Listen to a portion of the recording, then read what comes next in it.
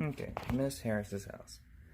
This is the room attached to the garage for utility stuff. She complains that the switch you turn on and it falls back down.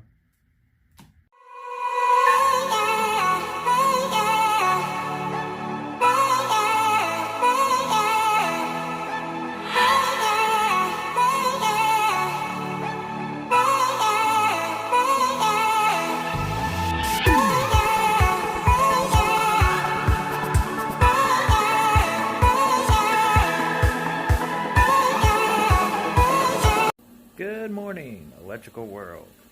As you can see, I was trying to diagnose an issue with the switch that the customer's having.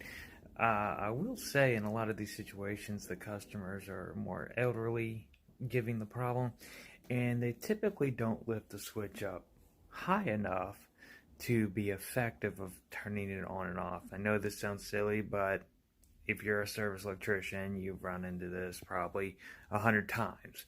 At this time, I'll try and play with the switch, make sure it's going to function properly. But at the end of the day, the switch is fine. It's old.